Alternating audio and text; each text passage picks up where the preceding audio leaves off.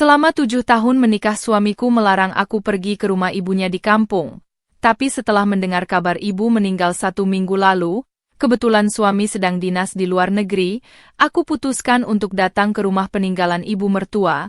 Saat aku buka pintu rumahnya, aku terkejut, tubuhku kaku, jantung rasanya mau copot, ternyata. Sebelum lanjut ke videonya, bantu subscribe channel ini. 1 subscribe dari kalian akan jadi pahala baik untuk kalian. Jangan lupa like dan komen kota asal kalian. Lanjut ke ceritanya. Selama 7 tahun menikah, kehidupanku berjalan dengan ritme yang hampir selalu sama. Aku tinggal bersama suamiku di kota, menjalani rutinitas sebagai ibu rumah tangga sambil membantu usaha kecil yang kami bangun bersama. Suamiku bekerja sebagai teknisi proyek dan sering bepergian ke luar kota, bahkan beberapa kali ditugaskan ke luar negeri. Meskipun ia sering meninggalkanku sendirian di rumah, aku sudah terbiasa dengan pola itu. Yang tidak pernah benar-benar bisa kuterima adalah larangannya untuk mengunjungi rumah ibunya di kampung. Larangan itu diucapkan sejak awal pernikahan. Saat itu aku belum memahami alasannya. Namun setiap kali aku mencoba bertanya, ia selalu menjawab dengan nada yang hampir sama, nanti saja. Belum saatnya. Ia tidak pernah marah besar, namun cara bicaranya selalu tegas, sehingga aku memilih untuk tidak mendesak. Hubunganku dengan ibu mertua sebenarnya tidak buruk. Beliau memang tidak terlalu dekat denganku, tetapi sejak awal menerima kehadiranku tanpa banyak syarat. Kami jarang bertemu, hanya sesekali berkomunikasi lewat telepon, dan itu pun berlangsung singkat. Namun setelah menikah, entah mengapa hubungan itu perlahan merenggang. Ibu mertua jarang menghubungiku sendiri, dan aku pun sungkan karena merasa tidak diizinkan untuk datang. Selama bertahun-tahun, aku hanya mendengar kabar tentang beliau melalui suamiku, itu pun tidak banyak. Ia sering berkata, "Ibu baik-baik saja," atau "Tidak perlu khawatir, semua aman." Jawaban yang terlalu pendek, sampai pada titik aku tidak tahu mana yang sesungguhnya benar dan mana yang hanya sekadar jawaban untuk menutup pembicaraan. Dalam 7 tahun itu, ada bagian diriku yang merasa bersalah. Aku merasa seperti menantu yang tidak berusaha membangun hubungan dengan keluarga suami. Namun setiap kali aku mencoba mengungkapkan perasaan itu, suamiku hanya mengulangi ucapannya, "Kau tidak perlu merasa terbebani. Ibu juga mengerti kesibukan kita." Lama-kelamaan aku berhenti membahas hal tersebut dan membiarkan semuanya berjalan apa adanya. Meski begitu, ada kegelisahan yang muncul setiap kali aku mengingat rumah di kampung itu. Rumah peninggalan keluarga suamiku yang tidak pernah bisa aku datangi meski hanya untuk sekadar membersihkan halaman atau berkunjung layaknya menantu pada umumnya. Kehidupan sehari-hariku berjalan tenang. Pagi hari kuawali dengan membersihkan rumah, menyiapkan sarapan, dan mengurus beberapa pesanan pelanggan untuk usaha kecil yang kujalankan dari rumah. Sore hari kuhabiskan dengan membaca atau menonton sesuatu, lalu malamnya menghubungi suami melalui video call jika ia sedang berada di luar negeri. Semua berlangsung stabil, bahkan terlalu stabil sampai kadang aku merasa seperti hanya mengulang hari yang sama. Suamiku bukan orang yang kasar atau mudah emosi. Ia memperlakukan aku dengan baik, namun tetap ada sisi dirinya yang tertutup rapat. Bagian itu yang selama bertahun-tahun tidak bisa kupecahkan, terutama ketika menyangkut keluarganya. Meski hubungan kami baik, aku tetap merasakan kejanggalan ketika mengingat larangan mengenai rumah kampung itu. Ada pertanyaan yang tidak pernah mendapatkan jawaban jelas. Mengapa aku tidak boleh datang ke sana? Apakah ada sesuatu yang disembunyikan? Atau apakah ada masalah keluarga yang tidak ia ingin aku ketahui? Karena tidak pernah mendapat jawaban yang memuaskan, aku menyimpulkan sendiri bahwa mungkin suamiku hanya ingin menjaga privasinya. Namun tetap saja, ada rasa penasaran yang tidak hilang meski telah bertahun-tahun berlalu. Hari-hari terus berjalan dengan ritme yang sama, hingga pada akhirnya muncul kabar yang mengubah seluruh ketenanganku. Itu terjadi seminggu lalu. Sebuah kabar yang tidak hanya membuatku sedih, tetapi juga menempatkanku pada posisi yang sulit, terutama karena aku tidak pernah benar-benar punya kesempatan untuk mengenal ibu mertua dengan baik. Namun sebelum semua itu terjadi, hidupku masih berada di fase tenang. Fase di mana aku tidak menyangka bahwa segala sesuatu yang selama ini kuterima sebagai kebiasaan, sebenarnya menyembunyikan sesuatu yang jauh lebih besar. Ketenangan hidupku berubah ketika aku menerima telepon dari adik iparku, Rani. Suaranya terdengar berat, seolah ia menahan sesuatu sejak lama. Setelah beberapa detik hening, barulah ia berkata dengan pelan, "Mbak, ibu sudah meninggal minggu lalu." Ucapannya membuatku terdiam. Bukan hanya karena berita itu datang mendadak, tetapi juga karena aku sama sekali tidak diberitahu sejak hari pertama ibu sakit atau ketika kondisi beliau memburuk. Aku mencoba memastikan kembali, minggu lalu? Kenapa aku tidak diberi kabar sejak awal? Rani terdiam, lalu menjawab, "Mas yang melarang kami menghubungimu. Katanya ibu ingin semuanya ditangani keluarga saja." Jawaban itu tidak langsung kutanggapi. Aku merasa bingung, tersingkir, dan tidak tahu alasan di balik keputusan suamiku itu. Setelah telepon ditutup, aku duduk lama di ruang tamu sambil memikirkan tiap kata yang baru saja didengar. Rasa sedih muncul secara perlahan, namun ada pula rasa aneh yang sulit dijelaskan. Selama 7 tahun, aku sudah mencoba menerima bahwa keluarga suamiku memiliki cara mereka sendiri dalam menjaga privasi. Namun kabar kematian yang disembunyikan selama 1 minggu terasa berbeda. Ada sesuatu yang membuatku tidak nyaman, seolah aku sengaja dijauhkan dari sesuatu yang seharusnya tidak menjadi masalah. Aku mencoba menghubungi suamiku yang sedang berada di luar negeri untuk menyelesaikan proyeknya, tetapi teleponku tidak diangkat. Pesan yang kukirim pun hanya dibaca tanpa balasan. Malam itu aku kembali mencoba menghubunginya. Kali ini ia menjawab dengan suara lelah, mungkin karena perbedaan waktu. "Maaf, aku sedang sibuk." "Ada apa?" tanyanya singkat. Aku langsung menyampaikan kabar yang baru saja kuterima.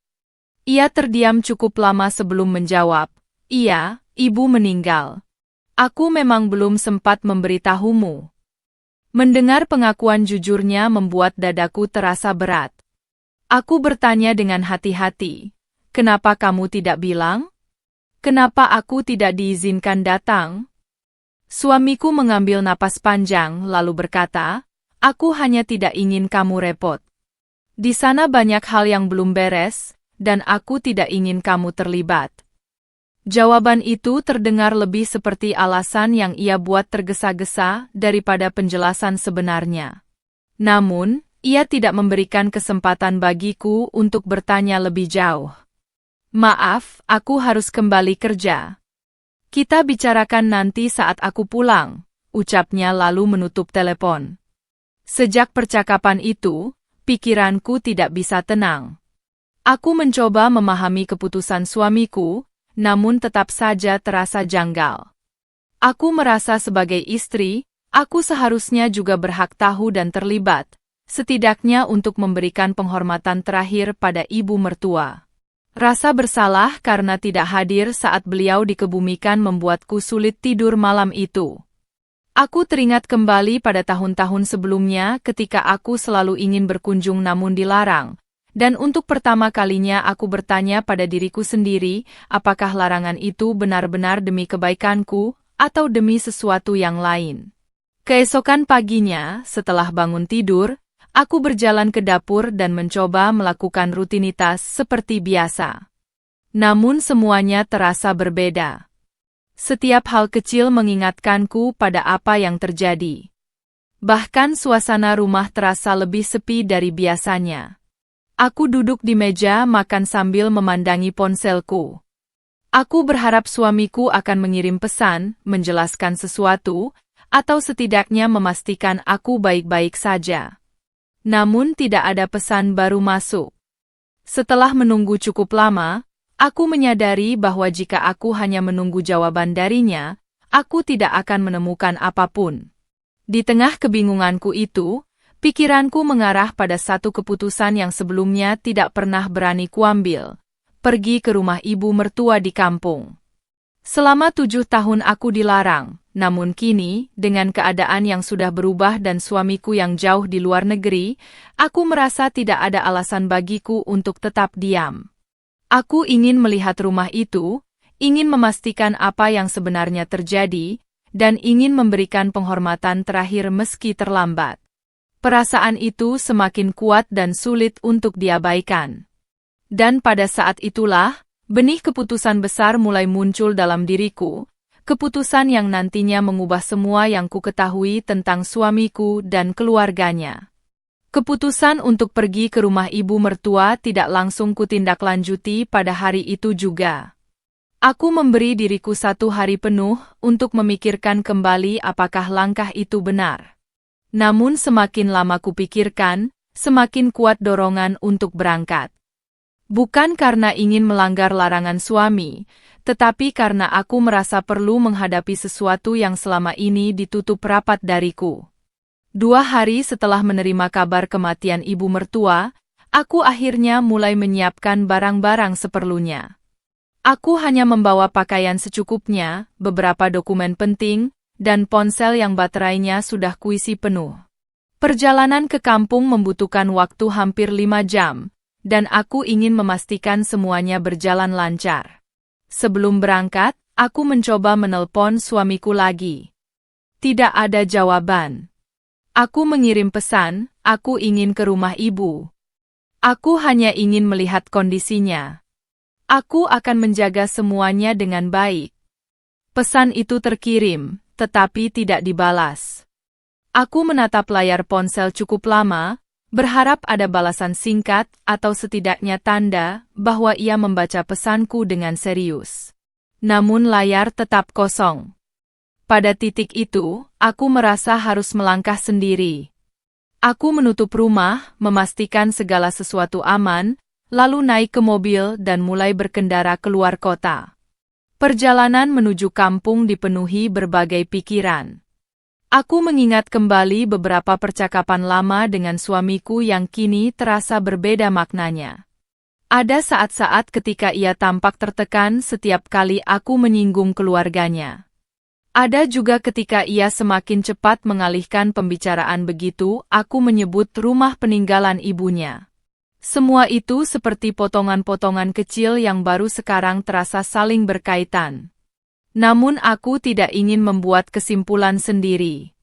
Aku hanya ingin melihat rumah itu dulu. Mungkin tidak ada apa-apa. Mungkin suamiku hanya memiliki alasan pribadi yang belum siap ia ceritakan.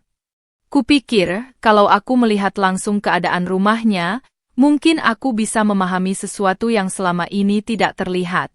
Setibanya di kampung, suasananya terasa jauh berbeda dari kota. Jalanan lebih sepi, udara lebih lembab, dan pepohonan di kanan kiri tampak rimbun. Aku berhenti sejenak di minimarket kecil untuk membeli air minum dan bertanya arah kepada penjaga toko.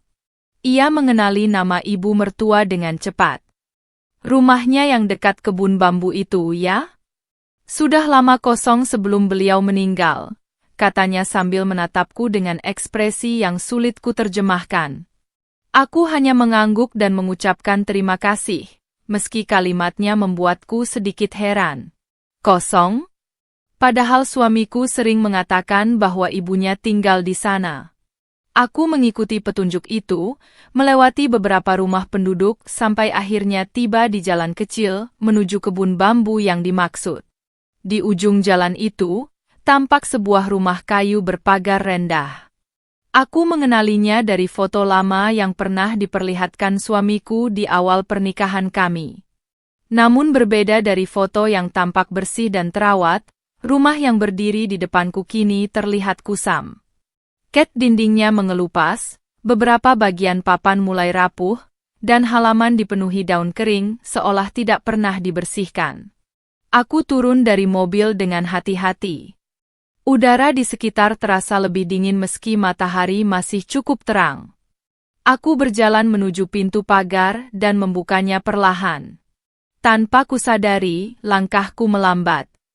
Ada rasa tidak nyaman yang muncul, bukan rasa takut, tetapi lebih seperti rasa asing pada suatu tempat yang seharusnya tidak asing bagiku sebagai menantu. Aku mencoba meyakinkan diri sendiri bahwa perasaan itu mungkin hanya karena rumah ini sudah lama tidak ditempati. Aku melangkah ke teras dan berdiri tepat di depan pintu utama. Pintu itu tertutup rapat. Aku memegang gagangnya dan mencoba memutarnya. Tidak terkunci. Saat itu, tubuhku secara otomatis menegang. Aku sempat menarik napas panjang sebelum berkata pelan seolah ada orang lain di dalam. "Permisi, saya datang." Tentu tidak ada jawaban. Namun aku tetap mengetuk pintu 2 kali sebelum perlahan mendorongnya terbuka. Dalam hati, aku mencoba menyiapkan diri untuk apapun yang mungkin kutemui. Mungkin rumah itu berantakan karena lama tidak ditempati. Mungkin ada barang-barang peninggalan ibu mertua yang perlu dirapikan. Apapun itu, aku merasa sudah siap. Atau setidaknya, aku berpikir aku siap. Namun begitu pintu terbuka seluruhnya dan udara dari dalam rumah menyentuh wajahku, perasaan asing itu berubah menjadi sesuatu yang sulit dijelaskan. Aku tidak langsung masuk. Aku berdiri mematung sambil menatap ruangan yang seharusnya kosong, tetapi justru memunculkan sesuatu yang membuatku tidak bisa melangkah maju untuk beberapa saat. Dan tanpa kusadari, saat itu sebenarnya aku sedang berdiri di ambang sesuatu yang akan mengubah seluruh pemahamanku tentang suamiku, keluarganya, dan 7 tahun pernikahan kami. Saat pintu rumah terbuka sepenuhnya, aku langsung melihat kondisi bagian dalam rumah yang jauh dari apa yang kubayangkan. Tidak ada tanda-tanda bahwa seseorang pernah tinggal di sana selama bertahun-tahun. Ruang tamu dipenuhi debu tebal, perabotan tuanya tampak kusam, dan jendela tertutup rapat oleh tirai yang tampak lembab. Namun bukan itu yang membuatku terpaku. Tepat di sisi kiri ruangan, kulihat beberapa pakaian laki-laki tergantung rapi di gantungan kayu, seolah baru dipakai beberapa hari lalu. Pakaian itu bukan milik ibu mertua, dan yang lebih membingungkan, sebagian dari pakaian tersebut sangat familiar karena modelnya serupa dengan pakaian kerja yang pernah suamiku kenakan. Aku melangkah masuk perlahan sambil memperhatikan setiap detil. Aku memutuskan untuk menyusuri ruangan satu persatu. Dari ruang tamu aku menuju dapur. Tempat itu terlihat lebih terurus dibandingkan ruang lainnya. Beberapa alat masak tersusun rapi, dan bahkan masih ada sisa makanan kering di meja. Bukan makanan yang baru, tetapi jelas bukan peninggalan seseorang yang meninggal seminggu lalu. Saat aku mencoba membuka lemari penyimpanan, aku melihat beberapa barang kebutuhan pribadi yang masih terbungkus rapi, seperti sabun, pasta gigi, dan perlengkapan mandi, seolah seseorang masih berniat tinggal di sana. Aku mulai merasa gelisah. Ada banyak hal yang tidak menyambung dengan cerita suamiku maupun kabar dari adik iparku. Jika ibu mertua benar tinggal di rumah ini sampai akhir hidupnya, mengapa rumah terlihat seperti tidak pernah dihuni? Mengapa pakaian laki-laki ada di sana? Dan mengapa keadaan dapur tampak digunakan oleh seseorang yang bukan perempuan tua? Semua pertanyaan itu berputar terus di kepalaku tanpa jawaban. Perhatianku kemudian tertuju pada sebuah pintu di ujung lorong, pintu yang berbeda dari 2 kamar lainnya. Pintu itu berwarna lebih baru, seolah diganti beberapa tahun belakangan. Pegangannya juga berbeda, lebih kokoh dan terlihat dipasang dengan sengaja. Rasa penasaran mendorongku mendekatinya. Saat ku genggam gagangnya, aku merasakan pintu itu tidak terkunci. Aku menelan ludah perlahan, mencoba menenangkan diri, lalu membukanya pelan. Ruangan itu gelap, namun begitu pintunya terbuka, aroma yang lembab langsung terasa. Aku mencari sakelar di dinding dan menyalakan lampunya. Begitu lampu menyala, aku berdiri kaku. Ruangan itu bukan kamar biasa. Di tengahnya terdapat sebuah ranjang kecil dan meja kerja sederhana yang penuh dengan map, kertas, dan beberapa foto. Foto-foto itu memperlihatkan suamiku dalam berbagai situasi yang tidak pernah ku ketahui sebelumnya. Ada foto dirinya di depan rumah ini, ada foto dia membawa tas besar, dan ada juga foto sebelumnya yang tampak diambil beberapa bulan lalu meski ia mengatakan sedang berada di luar negeri. Aku mengambil salah satu foto yang terletak paling atas. Foto itu menunjukkan suamiku sedang memasuki rumah ibu mertua pada malam hari. Ada tanggal di bagian bawah foto, tanggal yang sama dengan hari ketika suamiku mengaku sedang berada di Singapura untuk proyek kerja. Saat menyadari hal itu, aku langsung merasa napasku menjadi pendek. Beberapa lembar kertas di atas meja tampak seperti catatan perjalanan, jadwal, dan daftar barang yang harus dibeli. Semuanya ditulis dengan tulisan tangan suamiku. Di salah satu halaman ada kalimat yang membuat tubuhku benar-benar diam, pastikan tidak ada yang datang ke rumah ini sampai aku kembali. Aku tidak tahu berapa lama aku berdiri membaca catatan itu. Pandanganku berulang kali berpindah dari tulisan ke foto lalu kembali ke meja. Suamiku bukan hanya datang ke rumah ini diam-diam. Ia pernah berada di sini saat ia mengatakan berada di negara lain. Ia sengaja menyembunyikan aktivitasnya. Ia bahkan memastikan tidak seorang pun mengunjungi rumah itu.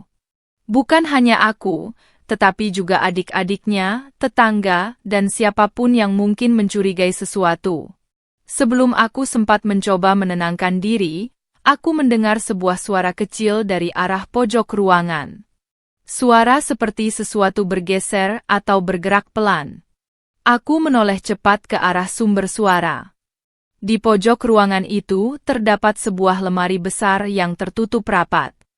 Lemari itu tampak berbeda dari perabot lain, lebih baru, lebih tinggi, dan terpasang gembok kecil meskipun tidak terkunci. Aku merasa ragu, tetapi rasa penasaran dan ketakutan yang bercampur mendorongku memegang gagang lemari dan membukanya. Namun sesaat sebelum aku menarik pintunya, ponselku tiba-tiba berdering. Suara dering itu sangat mengejutkanku sampai aku mundur selangkah. Pada layar ponsel terpampang nama suamiku. Aku membiarkan ponsel berdering selama beberapa detik sebelum akhirnya kuangkat. Suaranya terdengar tergesa dan keras, berbeda dari biasanya. "Kamu di mana sekarang?" Tanyanya tanpa basa-basi.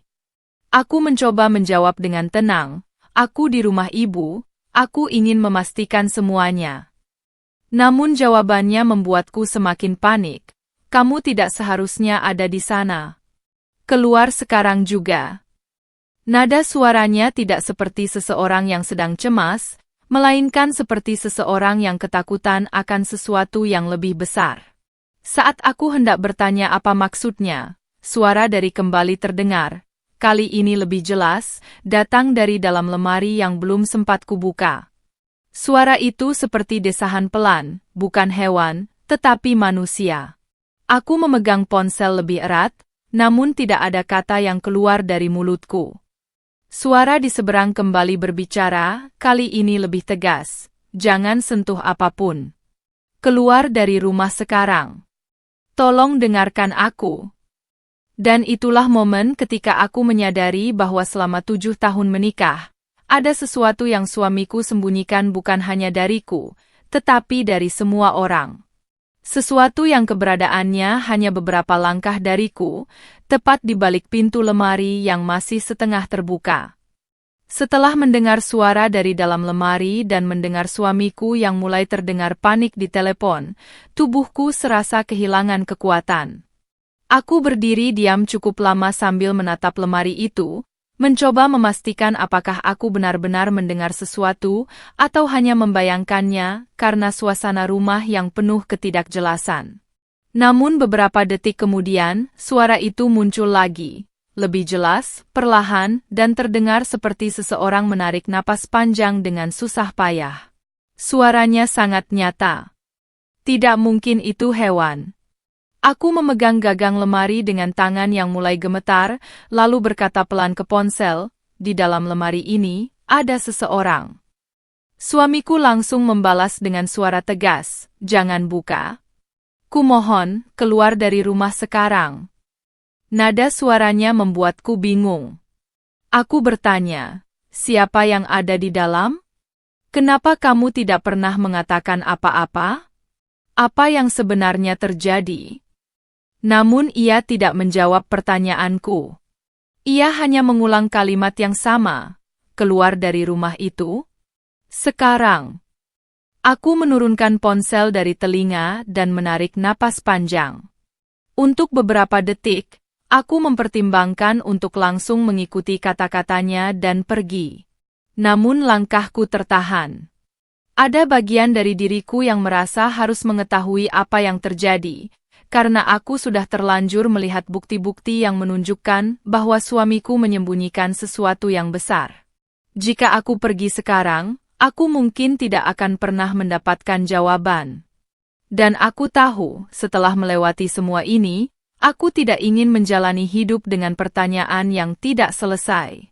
Aku perlahan mendekatkan telingaku ke lemari dan berkata dengan hati-hati, "Apakah ada orang di dalam?"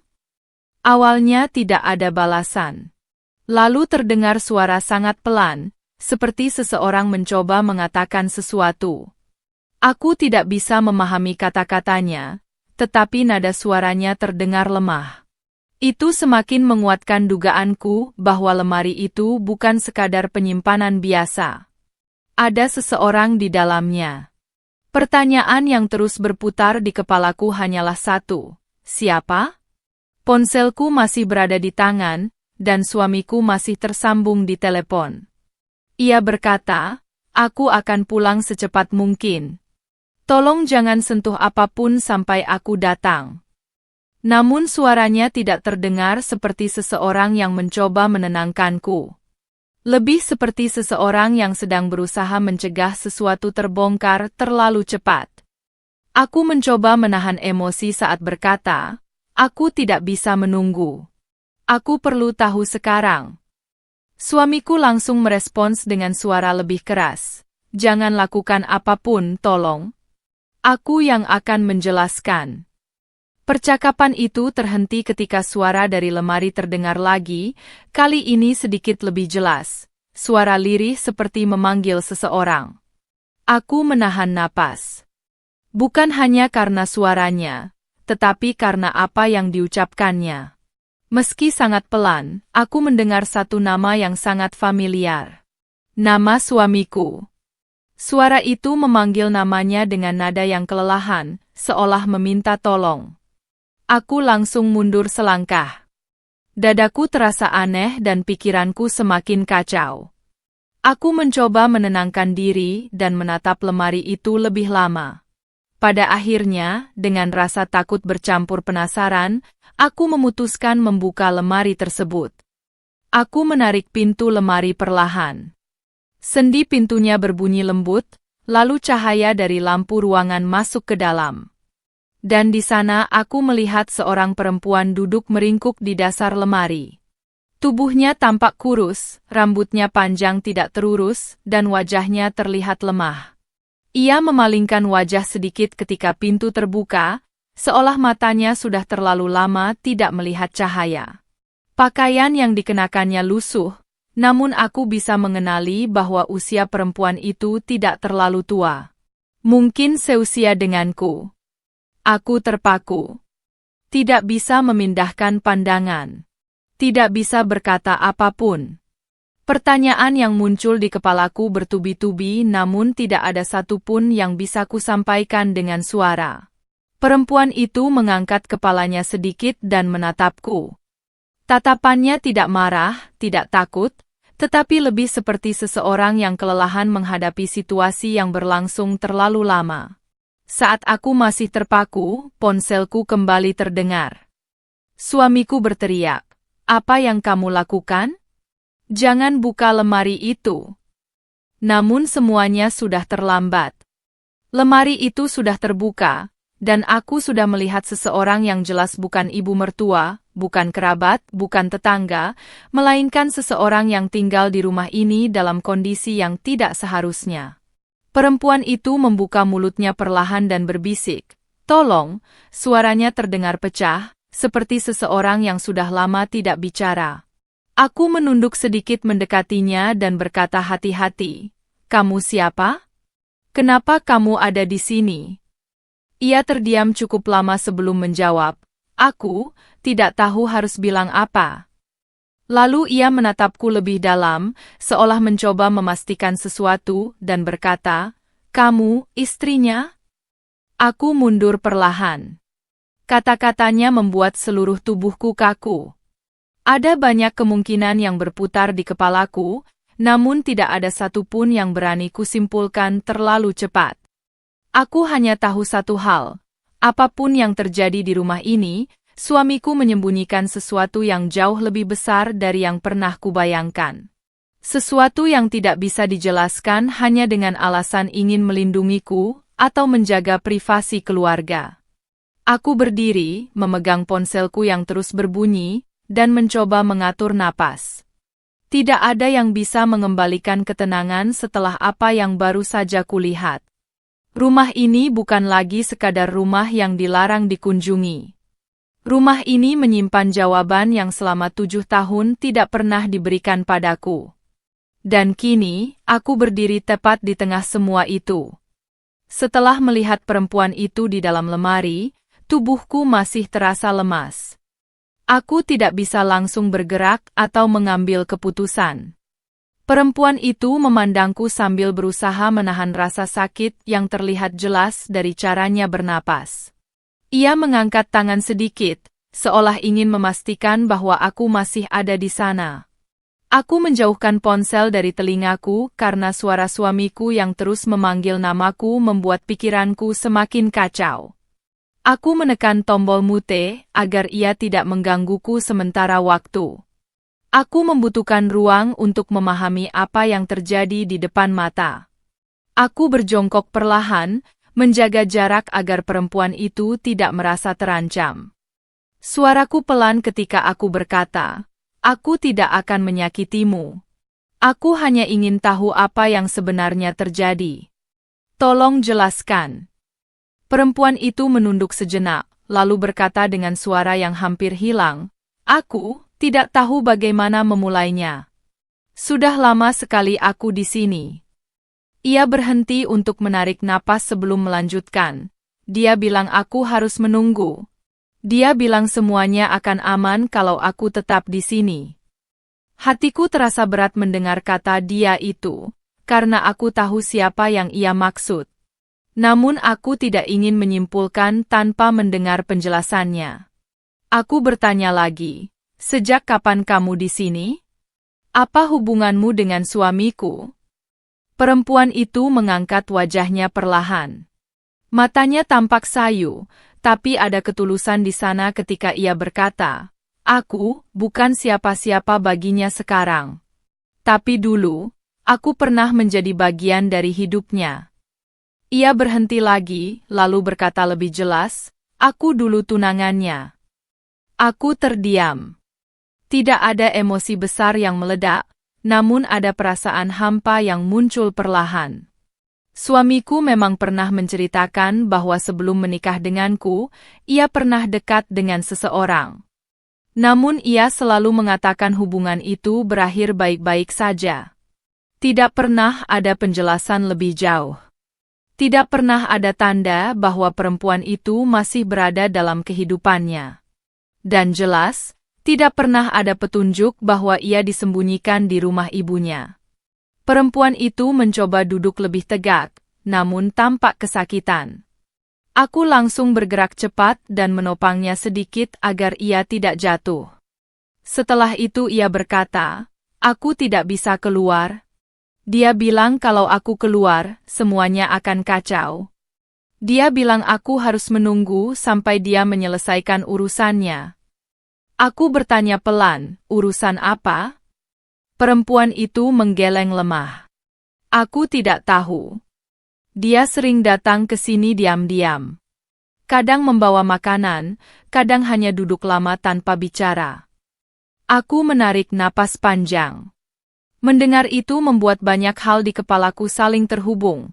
Kebohongan suamiku ketika ia mengatakan sedang bekerja di luar negeri, rumah ini yang dibiarkan kosong di mata keluarga, dan larangannya yang selalu tegas setiap kali aku membahas rumah ibu mertua. Semua itu menyimpan sesuatu yang tidak pernah ia jelaskan. Aku merasakan campuran perasaan, bukan sekadar marah, tetapi juga kecewa dan bingung.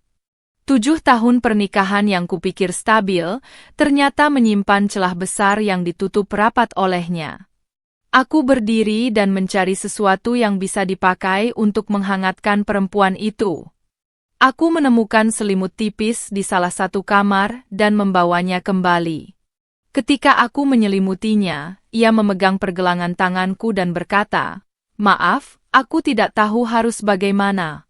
Aku tidak pernah bermaksud mengganggu rumah tanggamu." Nada suaranya tulus, bukan seperti seseorang yang berusaha membenarkan diri. Aku hanya tidak punya tempat lain. Aku menggeleng pelan. "Ini bukan salahmu. Aku hanya ingin memastikan kamu aman." Dalam hati aku tahu, setelah melihat kondisinya, hal pertama yang harus kulakukan adalah membawanya keluar dari rumah itu. Namun sebelum mengambil keputusan besar, aku ingin memastikan kondisinya stabil. Aku mengambil sebotol air dari tas dan memberikannya. Ia meminumnya perlahan lalu berkata, "Aku tidak ingin tinggal di sini lagi." Pada saat itulah ponselku kembali berdering. Kali ini aku tidak mematikan mute. Suara suamiku langsung terdengar, kali ini tidak lagi marah, tetapi terdengar seperti seseorang yang ketakutan. "Tolong, jangan lakukan apapun yang membahayakan dia. Aku akan pulang. Beri aku waktu." Aku menjawab dengan suara yang tenang namun tegas, "Kamu tidak perlu kembali ke sini untuk saat ini. Aku tidak akan melakukan apapun yang membahayakan siapapun. Tapi aku akan membawa dia ke tempat yang aman." Suamiku mencoba membantah, namun aku memutuskan panggilan. Aku tidak ingin dipengaruhi oleh penjelasan yang tidak lengkap. Bukan karena aku tidak ingin mendengarnya, tetapi karena saat itu, prioritas utamaku adalah menyelamatkan perempuan yang sudah terlalu lama disembunyikan. Aku membantu perempuan itu berdiri. Tubuhnya goyah, namun ia mencoba bertahan. Aku berjalan perlahan sambil memapahnya keluar dari ruangan itu. Setiap langkahnya terasa berat, namun aku tidak membiarkannya jatuh. Saat kami berjalan melewati ruang tamu dan menuju pintu depan, perempuan itu berkata pelan, "Terima kasih. Aku tidak tahu apa yang akan terjadi kalau kamu tidak datang." Aku tidak menjawab. Rasanya terlalu banyak hal yang ingin kukatakan, namun tidak ada satupun yang terasa tepat. Yang aku tahu hanya satu, apapun yang terjadi setelah ini, hidupku tidak akan sama lagi. Suamiku memiliki banyak hal yang harus dijelaskan. Dan aku harus memutuskan bagaimana langkahku berikutnya setelah semuanya terungkap. Aku membuka pintu rumah, membiarkan udara luar masuk, lalu membimbing perempuan itu keluar perlahan. Untuk pertama kalinya sejak aku tiba, aku merasa ada kejelasan kecil, meski hanya sedikit, yang muncul dalam situasi yang membingungkan ini. Aku tidak tahu apa yang akan terjadi setelah ini, tetapi aku tahu satu hal, aku sudah memulai sesuatu yang tidak bisa kubatalkan. Dan dengan itu, aku membawa perempuan itu menjauh dari rumah yang selama bertahun-tahun menjadi rahasia terbesar dalam pernikahanku. Setelah keluar dari rumah itu, aku memapah perempuan tersebut menuju mobil. Langkahnya masih lemah, namun ia berusaha tetap tegak. Aku membukakan pintu depan dan membantunya duduk dengan hati-hati.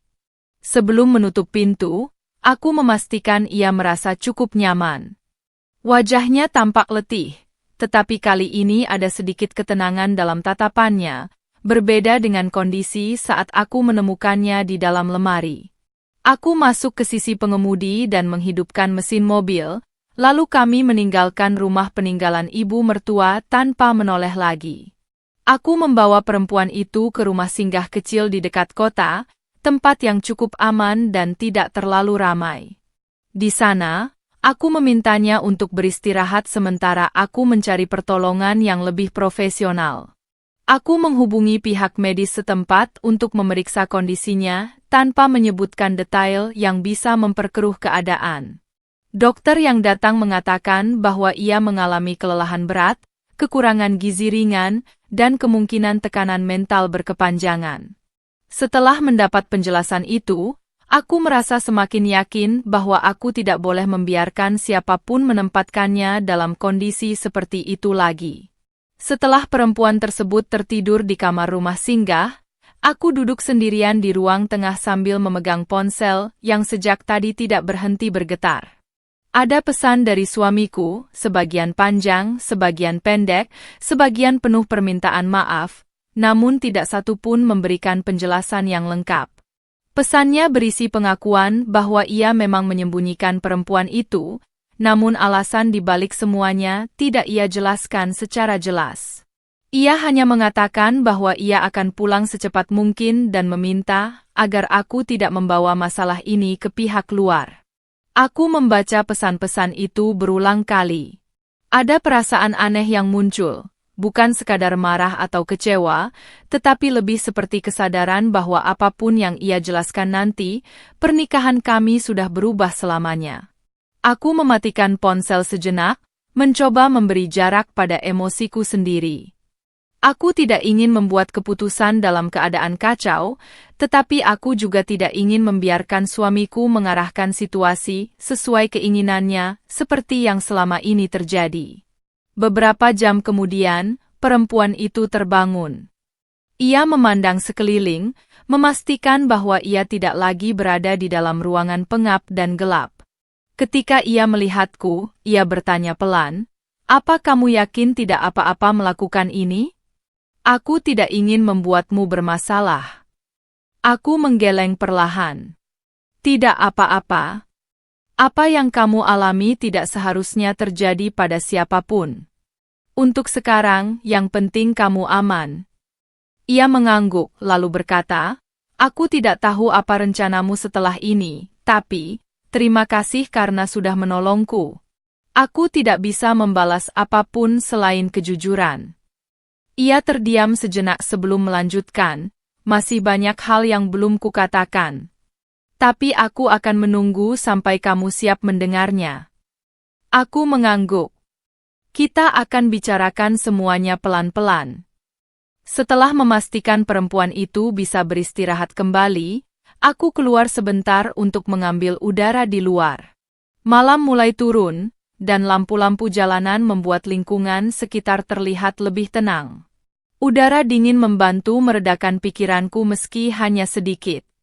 Di tempat itu, aku akhirnya menyadari bahwa aku tidak lagi berada pada posisi lama di mana aku hanya menerima apapun yang suamiku katakan. Aku sudah melihat kenyataan yang selama ini ia sembunyikan. Dan apapun alasannya, tidak ada satupun yang bisa menghapus fakta bahwa perempuan itu disembunyikan dengan cara yang tidak manusiawi. Aku memutuskan untuk menunggu suamiku sampai kembali ke negara ini, tetapi bukan untuk alasan yang ia harapkan. Aku ingin jawaban yang jujur, bukan lagi alasan yang rapuh. Bukan untuk mempertahankan pernikahan seperti dulu, tetapi untuk memastikan bahwa semua kebenaran terungkap dan tidak ada pihak lain yang dirugikan lagi. Aku juga tahu bahwa setelah ini, hidupku tidak akan kembali seperti sebelumnya. Aku harus memikirkan masa depanku sendiri, termasuk keputusan besar mengenai pernikahan kami. Ketika akhirnya aku kembali ke dalam rumah singgah, perempuan itu sudah tertidur lagi. Aku menutup pintu pelan dan duduk di kursi samping jendela. Di luar, suara kendaraan dari kejauhan terdengar samar. Malam itu, untuk pertama kalinya setelah bertahun-tahun, Aku merasa memiliki kendali penuh atas langkahku sendiri. Tidak ada lagi rahasia yang menahanku di tempat yang sama. Tidak ada lagi larangan yang harus kuterima tanpa penjelasan. Aku tahu perjalanan setelah ini akan panjang, penuh pertanyaan, dan kemungkinan besar melelahkan. Namun kali ini aku siap. Aku tidak sendirian dalam menghadapi situasi ini. Ada seseorang yang membutuhkan bantuanku, dan ada diriku sendiri yang harus kujaga. Dan di titik itulah, hidupku memasuki fase baru. Fase di mana aku tidak lagi hanya menjalani apa yang dikatakan suami, tetapi menentukan sendiri apa yang benar, apa yang harus kuhadapi, dan bagaimana aku melangkah ke depan tanpa menyimpan keraguan seperti 7 tahun terakhir.